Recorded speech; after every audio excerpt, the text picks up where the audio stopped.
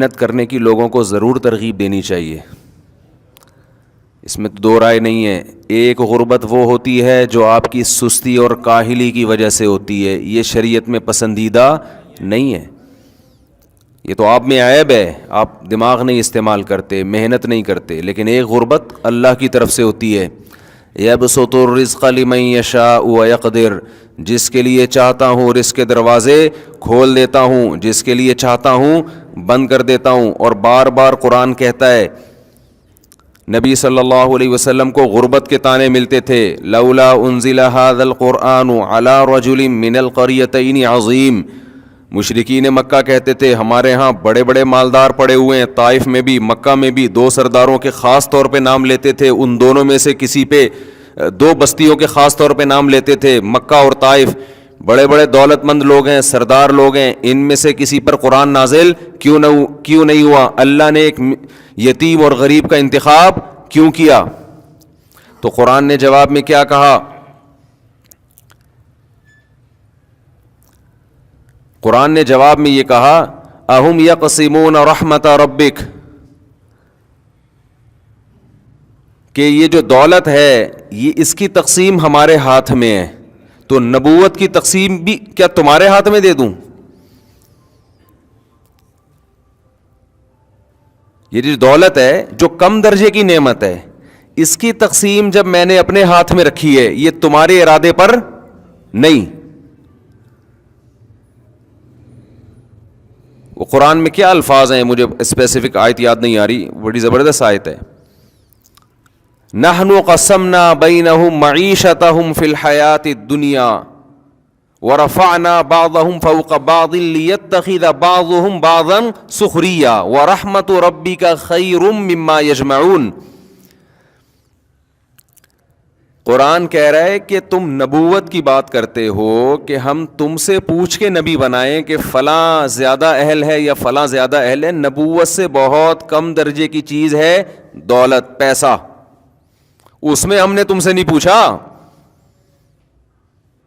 سوال پیدا ہوتا ہے، اللہ نبوت کے بارے میں تو سمجھ میں آتا ہے کہ تو ہم سے نہیں پوچھتا، تجھے پتا ہے کون اہل ہے کون نا اہل، تو پیسے کا تو پوچھ لیتا نا.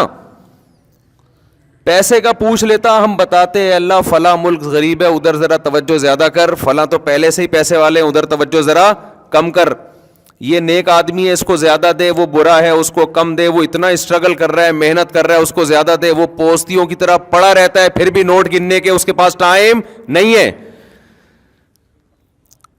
بات نہیں آ رہی میرا خیال ہے سمجھ میں؟ یہ تو وہ بالکل ہی آ رہی ہوگی، کیونکہ ہر گھر میں ایک ایسا پوستی ہوتا ہے، ہر محلے میں، جو پڑا رہتا ہے پھر بھی دولت کی ریل پیل ہوتی ہے. اکثر ایسا نہیں ہوتا لیکن بہت دفعہ ایسا ہوتا بھی ہے.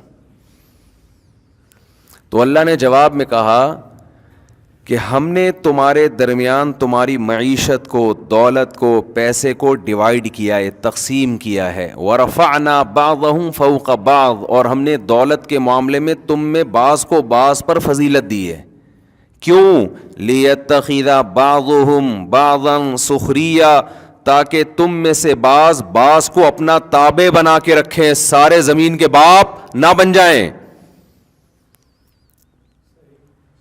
میں بھی بزنس کے فضائل بیان کرتا ہوں کہ بزنس کرو، اس میں اللہ نے پیسہ زیادہ رکھا ہے، کسی کے غلام ماتحت بن کے نہیں رہ سکتے، آپ نہیں رہتے اس میں، باس رہو گے ہمیشہ. آپ سی اے کرو گے، جاب اس آدمی کے پاس کرو گے جس نے میٹرک پاس بھی نہیں ہوگا، اس کی اپنی کمپنی ہوگی.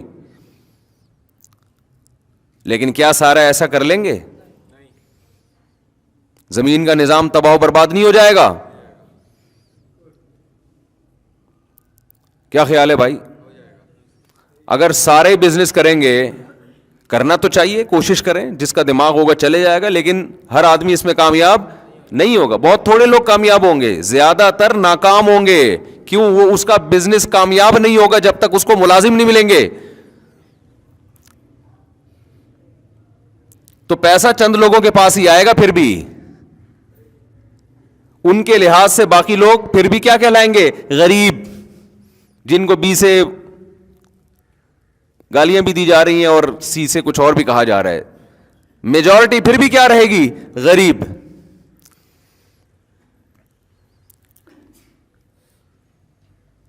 تو آپ اگر غربت کا یہ کانسیپٹ لوگوں کے سامنے پیش کر دیں کہ غریب برا ہوتا ہے، اس کا مطلب زیادہ تر لوگ کیا ہوتے ہیں؟ برے ہوتے ہیں. آپ کہہ سکتے ہیں کہ یورپ میں تو کوئی غریب نہیں ہے، وہاں تو سارے لوگ امیر ہوتے ہیں.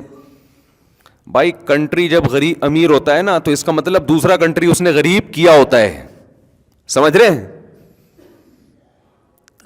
دنیا میں سارے ملک امیر نہیں ہیں، کچھ امیر اس لیے ہیں کہ انہوں نے بہت سو کو غریب کیا ہوا ہوتا ہے. ابھی ذرا اپر لیول کی باتیں ہو جائیں گی. آپ دیکھ لو دنیا میں جہاں سے خزانے نکل رہے ہیں، جنگیں مسلط کرائی ہوئی ہیں وہاں پہ. افریقہ کی مثال آپ کے سامنے ہے، تنزانیہ آپ کے سامنے ہے. کیوں؟ ان کو ڈر ہے کہ اگر یہاں اسٹیبل ہو گئی گورنمنٹ اور یہاں، تو یہ امیر ہو جائیں گے اور ہم کیا ہو جائیں گے؟ غریب ہو جائیں گے. یہ امیر غریب کا سیٹ اپ قیامت تک چلتا رہے گا. پاکستان اگر امیر ہو گیا تو ان کے کنٹری کیا ہو جائیں گے؟ کیونکہ یہاں سے دبا دب ملازمتوں کے لیے لوگ باہر جا رہے ہیں. لوگ کہیں گے ہم وہاں کیوں جائیں، اور ان کے پاس پبلک مارکیٹ سے شارٹ 2 بچے ہی اچھے کی وجہ سے. ان کے پاس جوان تھوڑی ہیں جاب کرنے کے لیے. وہ تو بوڑھوں کے ملک بننے والے ہیں. سویڈن کے بارے میں تو 10 سال پہلے وہ اس کے صدر نے روتے ہوئے کہا تھا، اس کے وزیر اعظم نے، کہ ہم پورا ملک ہی بوڑھا ہونے والا ہے، اب جوان مارکیٹ سے کیا ہے. تبھی تو دبا دب ویزے لگ رہے ہیں. دنیا میں جہاں بھی جاؤ پاکستانی ہول سیل کے حساب سے آپ کو نظر آئے گا. جہاں بھی دنیا میں جاؤ. اور پاکستانیوں کی مت کیسی ماری گئی ہے فیملی پلاننگ والوں نے، کیا دماغ خراب کیا ہے کہ تمہیں ملازمتیں مل رہی ہیں گروتھ ریشو کی وجہ سے کہ تمہارے یہاں جوان بہت ہیں، اور تم اسی کو کم کرنے میں لگے ہوئے ہو. تو اس سے بھی جاؤ گے کہ باہر ملکوں میں تمہارے نوجوان جا کے جو کما کے کھلا رہے ہیں نا، اس سے بھی ہاتھ دھو بیٹھو گے. جی پاگل لوگ ہیں یار، بالکل ہی دماغ کام کرنا چھوڑ دیا ہے. تمہارے پاس ایک ہی چیز تو اچھی ہے کہ 60% جوان ہے. گروتھ ریشو گرے گا تو یہ بھی ختم ہو جائے گا، پھر بڈھے زیادہ ہو جائیں گے. وہ کمانے کے لیے جائیں گے باہر، وہ ریاست میں بوجھ بنیں گے. اور ریاست کا حال دیکھو آپ. لوگ کہتے ہیں نا، کل ایک صاحب آئے سعودی عرب سے، میں نے کہا بھائی آپ پاکستان آ رہے ہیں، یہاں بزنس کر رہے ہیں پاکستان کا، تو لوگ کہہ رہے ہیں بینک کرپٹ ہونے والا ہے، دیوالی ہونے والا ہے. کہہ رہے ہیں 20 سال سے سن رہے ہیں، ہوا نہیں ہے. 20 سال سے سن رہے ہیں، کھا پھر بھی مزے سے الحمدللہ رہے ہیں. کہہ رہے سن تو بہت عرصے سے، اور میں تو بچپن سے سن رہا ہوں مہنگائی. ابے بس اب گئے 1995 میں پاکستان ختم ہو جائے گا، پھر 96 میں ہوگا، تھوڑا ڈیلے کر دیا ہے اللہ تعالیٰ نے. پھر یہ 2000 تو آخری سال ہوگا. بس اب تو مہنگائی، چینی کے ریٹ دیکھو، وہ ریٹ دیکھ دیکھ کے ہم روتے یار، کتنے زبردست ریٹ تھے یار، اور اس کو ہم سمجھ رہے تھے بہت. مجھے یاد ہے جنرل مشرف کے دور میں آٹے کی تھیلی 70 روپے کی ہو گئی، 10 کلو کی 70 روپے. لوگوں کی چیخیں نکل گئی، بھائی آٹا 10 کلو 70 روپے، یعنی 1 کلو 10 روپے. اب آٹا نہیں ملے گا. اس کے بعد سے بھی آٹا کھانے کی اسپیڈ کم ہونے کے بجائے بڑھ رہی ہے. اور پراٹھوں پہ بیانات کے بعد تو ڈبل سے بھی زیادہ ہو سکتا ہے مہنگا اسی وجہ سے ہوا ہو. انہوں نے پراٹھوں کا تذکرہ شروع کیا ہے نا، دبا دب پراٹھے ادھر چل رہے ہیں لوگوں کے. ہوٹلوں میں جا کے دیکھو، ایسا لگتا ہے فری میں نہاری بٹ رہی ہے. میں مانتا ہوں غریب لوگ بھی بہت ہیں، اس میں دو رائے نہیں ہے، لیکن وہ غریب ہماری حکومت کی نااہلیوں کی وجہ سے ہیں، اور ہم لوگوں کی نااہلی کی وجہ سے ہیں کہ ہم خیال نہیں کر رہے. گورنمنٹ نے تو نہ کیا ہے، نہ کرنے کا کوئی مجھے چانس لگ رہا ہے، ہم لوگ نہیں خیال کر رہے. پاکستان اگر بچا ہوا ہے نا، یہ عوام کی وجہ سے بچا ہوا ہے، پبلک کی وجہ سے بچا ہوا ہے. ایک مثال دیتا ہوں میں. لوگ ہمیں غیر ملکیوں سے کمپیئر جب کرتے ہیں نا، تو ہماری عوام کو گالیاں دیتے ہیں، ان کی عوام کو کہتے ہیں 1 نمبر ہے. میرا تبصرہ اس کے برعکس ہے، ان کی حکومت 1 نمبر ہے اور ہماری عوام 1 نمبر ہے. نہیں آ رہی بات؟ میرا خیال ہے عوام ہماری اچھی ہے، حکومتیں ان کی اچھی ہیں. وہ چند لوگ ہوتے ہیں جو مینجمنٹ اچھی ہے ان کی. اس کی ایک سادہ سی مثال دوں. دیکھو آپ یورپ میں ہاسپٹل میں جاؤ گے، ایسا بہترین علاج ملے گا فری پاکٹ کا، بہترین ٹریٹمنٹ ہوگا، آپ کا 1 روپیہ بھی خرچ نہیں ہوگا. سارا خرچہ کون اٹھائے گی؟ گورنمنٹ. یہاں گورنمنٹ کا ایسا کوئی ہاسپٹل نہیں ہے, عوامی ہسپتال ہیں یہاں پہ. آپ انڈس ہاسپٹل چلے جائیں, بہترین علاج ہوگا آپ کا, آغا خان کے طرز کا. خرچہ سارا کون اٹھائے گا؟ عوام. یورپ میں ایسا کوئی ہاسپٹل نہیں ہے جس کا سارا خرچہ کون اٹھا رہی ہو؟ عوام اٹھا رہی ہو. حالانکہ اتنے کھاتے پیتے لوگ ہیں, اور ہمارے یہاں غربت ان سے بہت زیادہ, پھر بھی ایک ہسپتال بنائے, لوگوں کو یقین آ جائے کہ یہ پیسہ صحیح استعمال ہوگا. آپ کے پاس نوٹ سنبھالنے کے لیے تھیلا نہیں ہوگا, یقین آ جائے لوگوں کو کہ یہ صحیح جگہ استعمال ہوگا. تو خیر, ہم اپنی قصے کی طرف آتے ہیں, اپنی بات کی طرف آتے ہیں. کیا بات چل رہی تھی؟ تو میں یہ ٹرن ون بہت مارتا ہوں بیان میں نا, مہنگائی میں کہاں سے آ گئے. 5 چیزوں کو غنیمت سمجھو. تو میں یہ عرض کر رہا تھا کہ پیکنگ بہت اچھی ہوتی ہے, نعرے بہت اچھے ہوتے ہیں, اس میں اٹریکشن بہت ہوتی ہے. تو اصل ہدایت کس کے پاس ہے بھائی؟ اللہ کے پاس ہے. اللہ کے علاوہ کسی کے پاس ہدایت نہیں ہے. تو وہ میں غربت پہ آ گیا تھا یہ بتانے کے لیے کہ خوب سمجھ لو میرے بھائی, پیسہ کمانے کی کوشش کرو, اللہ کا واسطہ نہ غریب کو عیب سمجھو نہ غربت کو عیب سمجھو. یہ آپ کے مشورے پر اللہ نہیں. ہاں, میں آیت کمپلیٹ کر رہا تھا کہ اللہ فرماتے ہیں ہم نے ان کے درمیان رزق کو تقسیم کیا, لیتخذ بعضهم بعضا سخریا, تاکہ یہ لوگ ایک دوسرے کو تابع بنا کے رکھیں. اور باہر ملکوں میں بھی ایسا ہی ہے, سارے تھوڑی ہوتے ہیں, کچھ زیادہ مالدار کچھ کم مالدار. جو بڑا مالدار ہے اس کی کمپنی ہوگی, جو کم مالدار ہے اس کمپنی میں جاب کر رہے ہوں گے, ملازمت کر رہے ہوں گے. تو یہ سب اللہ کے ہاتھ میں ہے. یبسط الرزق لمن یشاء ویقدر, جس کے لیے چاہتا ہے اس بڑھا دیتا ہوں, جس کے لیے چاہتا ہے کم کر دیتا ہوں.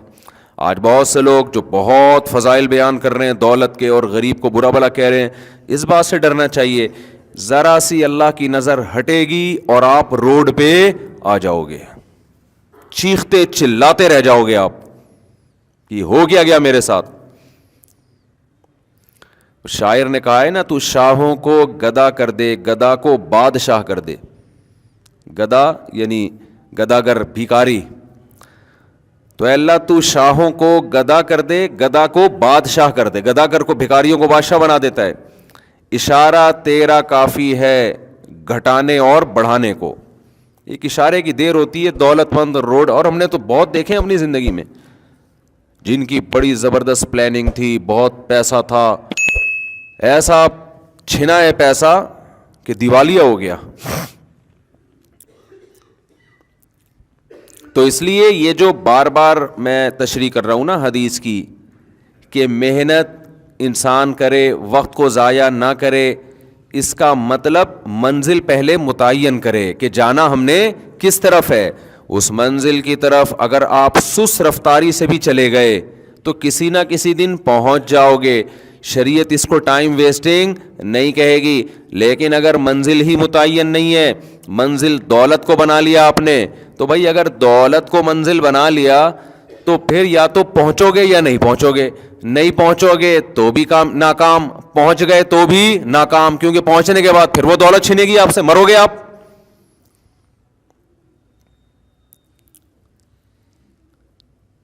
تو آپ تو پھر بھی مرو گے نا, جب مر گئے تو ختم سب.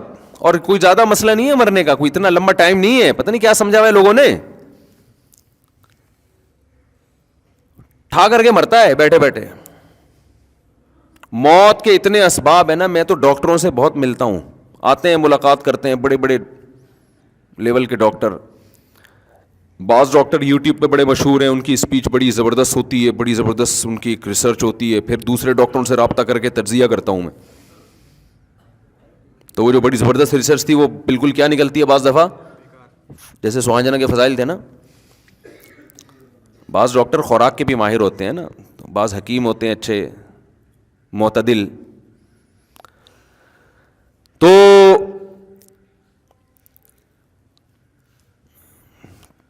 جو آپ اگر کیا کہہ رہا تھا یار, تو میرے دماغ کو سوانجنا کھانا پڑے گا مجھے بھی. تو میں چاہ رہا ہوں وہ بات کو لنک کروں جہاں سے لے کے اس کو دائیں بائیں نہ ہو. وہ تو 5 چیزیں ہیں, یہ ادھر کدھر سے آیا میں. یہ جو میرا دماغ ایسے گھومتا ہے نا, یہ دماغ حافظے کی کمزوری نہیں ہے الحمدللہ, کہ آپ سمجھیں. ایک وقت میں دماغ میں بیسیوں چیزیں گھس رہی ہوتی ہیں, ان کو چھنی لے کے چھاننا پڑتا ہے. حافظے کی کمزوری ہوتی ہے تو کوئی چیز یاد کرتا تو بھول جاتی نا, تو یاد کروں تو مجھے کھٹ سے یاد ہوتی ہے الحمدللہ. خیر دوبارہ وہیں سے آ جاتے ہیں, پھر دوبارہ اسی. دیکھو جب آپ آگے نکل جاؤ نا اور بھول جاؤ کہ کہاں مڑنا تھا, تو پیچھے آؤ, دوبارہ آؤ گے تو وہ روڈ سامنے آ جائے گا. یہ فائدہ ہوتا ہے دوبارہ ریورس. تو میں یہ عرض کر رہا تھا کہ یہ چیزیں انسان کے اختیار میں نہیں ہیں. تو منزل کا جو رخ ہے نا وہ ٹھیک ہونا چاہیے. دولت آپ کا کبھی بھی ہدف نہیں ہونا. دولت کو آپ نے اگر ہدف بنا لیا تو کامیاب ہونے کے بعد بھی ناکام ہوگے. ساری زندگی اسٹرگل محنت کر کر کے ایک مقام تک پہنچو گے, اور کوئی بیماری حملہ کرے گی, اس دولت کے ہونے نہ ہونے کا آپ کو کوئی فائدہ نہیں ہوگا. لوگ پیسے میں یہ تو دیکھ رہے ہوتے ہیں کہ میں کمائی چلے جا رہا ہوں, یہ نہیں دیکھ رہا کہ میں ڈاؤن ہوتا چلا جا رہا ہوں, ڈیلی روزانہ گر رہا ہوں میں. آپ آج پراٹھے پہ بیان سن رہے ہو, ایک مثال دے رہا ہوں, تو کیا خیال ہے 15 سال کے بعد جو 40 سال یا 50 سال کے لوگ یہاں بیٹھے ہوئے ہیں, 15 سال کے بعد پراٹھے کا بیان ان کو اچھا لگے گا؟ کہیں گے یار ہم تو کھا ہی نہیں سکتے. تو بس 10 سال رہ گئے پراٹھا کھانے میں, 40 والے بیٹھے ہوئے ہیں. تو یہ کیا ہے؟ یہ تو میں نے ایک پراٹھا تو ایک مثال دی ہے. دنیا کی ہر عیاشی اسی طرح ہی ہے. آپ گھر بناتے بناتے بناتے بناتے ایک مقام تک پہنچو گے, پیسہ آ گیا, جب گھر بنے گا آپ 50-60 اب رہ کتنے گئے, 50-60 سال کے ہو گئے آپ, اب کیا رہ گیا؟ ابے 2/3 زندگی گزر گئی, 1/3 میں اپنا گھر, اپنی دیواریں, اپنی اینٹیں, کیا انجوائے کرو گے؟ یہ میرا کلپ چلتا ہے تو ایک صاحب مجھے کہنے لگے, میرا ذاتی گھر کے بارے میں کلپ چلا, تو 4 بندے بیٹھے ہوئے تھے, اور میرا کلپ جب انہوں نے سنا نا کہ اپنا گھر یہ کیا لوگوں نے مسلط کر لیا ہے, تو وہ صاحب میرے جاننے والے لوگوں کو نہیں پتا کہ یہ مفتی صاحب کا دوست ہے. تو کہہ رہے جیسے کلپ بند کیا نا تو وہ کہنے لگا ابے اس کو نہیں سنا کرو, فضول باتیں کرتا ہے, ابے اس کو. مجھے اپنے بارے میں تبصرہ نا اس طرح سے چلتا ہے کہ کوئی بندہ کسی محفل میں بیٹھا ہو اور لوگ اس کو یہ نہ جانتے ہوں کہ یہ میرا جاننے والا ہو, پھر صحیح تبصرہ آتا ہے سامنے تو حضرت جی مفتی صاحب خیریت سے آپ تبھی ماشاء اللہ آپ کے بیان بڑے ٹائٹ ہوتے ہیں, سامنے تو یہی چلے گا نا. تو صحیح تجزیہ جو آتا ہے نا وہ نیوٹرل, کہ میں نہ ہوں اور ہمارا جاننے والا ہو اور لوگوں کو پتہ نہ ہو کہ یہ ہمارا جاننے والا ہے. جیسے ہماری کوئی ریلیٹو خاتون تھیں حج پہ, تو میرا بھی سفر تھا, ہمارے ساتھ تھیں, تو انہوں نے کیا کہا کہ وہ کوئی خاتون کو نہیں پتا تھا یہ ہماری ریلیٹو ہیں, تو خاتون میرا بیان دیکھ کے کہہ رہی ہیں یہ مفتی مجھے زہر لگتا ہے. ویسے گزر رہے ہو تو خواتین بھی دیکھ رہی ہوتی ہیں, وہی مفتی صاحب جا رہے ہیں, وہ مفتی صاحب جا رہے ہیں. جس کو سلام کا موقع ملتا ہے وہ سلام بھی کرتی ہیں, تو ظاہر عقیدت کی بیس پہ ہی سلام کیا جاتا ہے نا. اور نیوٹرل ہو کے یہ مفتی مجھے کیا لگتا ہے, زہر لگتا ہے. سامنے کوئی نہیں آ کے کہتا تو مجھے زہر لگتا ہے. اور پھر وہ کہنے لگی میں نے اپنے بچوں کو اس کے بیان میں جانے سے روک دیا ہے, شادیوں کی باتیں سن سن کے خراب ہو رہے تھے. یہ ان کا پورا تبصرہ یہ, شادیوں کی باتیں سن سن کے خراب ہو رہے تھے. میں نے کہا اس بیچاری ہماری بہن جس کا یہ بچہ ہے, اس بیچاری کو کیا پتا کہ میرے پاس بھیج کے آرڈر پہ خراب کروا لو, آرڈر دے کے خراب کرواؤ, کیونکہ ان کو نہیں پتا باہر کا ماحول ایسا ہے. ایک دفعہ زنا میں پڑ گیا نا یہ, پھر آپ گن پوائنٹ پہ بھی اس کی شادی کراؤ گی یہ شادی نہیں کرے گا, اور اگر کر لے گا تو چلے گی نہیں. اس کی پرانی گرل فرینڈس اتنی ہوں گی کہ بیوی موبائل میں پتہ چل جاتا ہے کہ غفار سے اصل کون مراد ہے, ستار سے اصل کون. آج کل ان کو پاسورڈ بھی کھولنے آتے ہیں, بہت کچھ ہوتا ہے. تو وہ پکڑا جائے گا, پھر وہ جو بدگمانیاں پھر آپ روگی ساری زندگی. تو میں نے تو اس پہ بیان کیا کہ خواتین کو چاہیے اپنے بچوں کو میرے پاس بھیجیں اور مجھے آرڈر دیں کہ ان کو خراب کرنے کے لیے بھیج رہے ہیں ہم. یہ خرابی اس اچھائی سے بہتر ہے جس کو آپ اچھائی سمجھ رہی ہو, اور نیچرل لائف کی طرف لے کے آ رہے ہیں بھائی. ان کو کہتے ہیں ابھی کیا اس نے, ابھی کماتا کہاں ہے, ابھی اپنے پاؤں پہ تو کھڑا ہو جائے, ابھی سے بیکار بچکانا باتیں. آپ اللہ پہ توکل کرو بھائی, اللہ پہ. وَمَن يَتَوَكَّلْ عَلَى اللَّهِ فَهُوَ حَسْبُهُ, کافی ہو جاتا ہے. ہمارے ایک دوست ہیں تو کوئی زیادہ اسٹیبل نہیں ہے, مالدار, کوئی عالم ہے لیکن ان کو بہت پیسہ ویسا نہیں ہے ان کے پاس. بہت کیا ہینڈ ٹو ماؤتھ چل رہے ہیں. تو ابھی ان کا بیٹا 17 سال کا ہے, تو مجھے کہنے لگے یار میں اس کے رشتہ دیکھا, اس کی شادی کرا رہا ہوں. تو میں نے وہی بات ان سے کی جو عام طور پہ لوگ کرتے ہیں, صرف دیکھنے کے لیے ان کا کانسیپٹ کیا. میں نے کہا بھائی ابھی تو کچھ کما نہیں رہا, میٹرک کیا اس نے, آپ پہلے اپنے گھر والوں کا آپ کے اوپر ایک ذمہ داری ہے, اور بیگم بھی 2 ہیں, 2 بیگموں کی ذمہ داری ہے, ہینڈ ٹو ماؤتھ چل رہے ہو, اب اس کی بھی کرا دو گے. تو کہنے لگے یار یہ اصل میں ابھی باجوڑ کے پٹھان ہیں وہ, تو پٹھان لوگوں میں پھر بھی تھوڑا سا نا ابھی فیملی سسٹم تھوڑا مضبوط ہے. تو میں نے نام ان کا اس لیے لیا کہ کسی کو غیرت آئے نا, پٹھانوں کو تو آئے نا کم از کم غیرت, جو شہروں میں آ کے خراب ہو رہے ہیں. وہ بھی یہی شہروں سے یہی چیزیں سیکھ رہے ہیں ابھی. ایکچولی یہ ٹوپی ڈرامے ہیں, انہوں نے بھی ایجوکیشن. اور بھائی تمہارا خاندانی نظام جو اللہ نے دیا ہوا ہے نا, دادا باپ ماں بہن, ان کی محبتیں عزتیں یہ سب تیل ہو جائیں گی, برباد ہو جائے گا. یہ ایکچولی کر کے سب بیڑا غرق ہو گیا ہے. اور بلوچستان میں بھی ایسا ہی ہے, صرف پٹھان کی بات نہیں ہے, بلوچستان میں بھی ایسا ہی ہے. وہاں بھی الحمدللہ ماں باپ اپنے خرچے پہ اپنے بیٹوں کی شادیاں کر دیتے ہیں. یہ تو شہر میں آ کے خراب ہوتے ہیں. اصل کی قوم کی بات نہیں, اصل ہے شہری اور دیہاتی زندگی. اور یہ جو عالم جن کی میں بات کر رہا ہوں جو باجوڑ کے ہیں, رہتے کراچی میں ہی ہیں. رہتے کہاں ہیں؟ ماحول کراچی کا ہی, لیکن اللہ کا شکر ہے ابھی خراب نہیں ہوئے. اگلی نسل خراب ہوگی ان کی, اللہ بچائے. تو ان کے ابا نے کہا میں اس کے لیے کوئی رشتہ دیکھ رہا ہوں, ایک جگہ دیکھ لیا, اچھا خاندان مل گیا ہے. تو میں نے کہا ابھی تو کماتا نہیں ہے. انہوں نے کہا یار ابھی میٹرک کے بعد یہ جائے گا کالج میں, تو وہاں خراب ہونے کا خطرہ ہے, کو ایجوکیشن ہے, خراب ہونے کا خطرہ ہے. تو میں نہیں چاہتا میرا بیٹا خراب ہو, میں شادی کرا رہا ہوں. تو میں نے کہا آپ تو ہینڈ ٹو ماؤتھ چل رہے ہو, آپ کے دوست کہہ رہے ہیں یار جہاں اتنے لوگ کھا رہے ہیں ایک بہو اور کھا لے گی. آئی بات سامنے, بہو کیا کرے گی, 2 روٹی پک جائے گی. اچھا کہہ رہے ہیں یار چل ہی رہے ہیں نا, تو چل لیں گے اور کیا ہے اس میں. تو میں نے بڑی شاباش دی. یہاں لبرل لوگ کہتے ہیں کہ صرف 2 روٹی کا خرچہ نہیں ہوتا, ان مولویوں کیا تو روٹی ہے, باقی بھی ایکچولی ایسے دباؤ, آدمی کانپنے لگتا ہے بھائی اب پتہ نہیں کیا ہونے والا ہے. صرف 2 روٹی تھوڑی ہوتی ہے, ایسے بنائیں گے. تمہیں اللہ نے ایسا اپنی ذات پہ اعتماد سے محروم کیا ہے نا کہ اس کا ہم مشاہدہ کر کے اور عبرت حاصل کر رہے ہیں کہ اللہ تیرا شکر ہے تو نے ہمیں ایسا نہیں بنایا. یہ کیلکولیٹر لے کے بیٹھے رہتے ہیں, ان کے تو بچے 35 40 سال کے. دیکھو بکرا 2 دانت کا ہو جاتا ہے اس کی شادی ہوتی ہے, اور یہ 32 دانت کے ہو جاتے ہیں, عقل داڑیں نکل آتی ہیں, وہ گرنا شروع کر دیتی ہیں, پھر بھی ان کے خرچے پورے نہیں ہوتے.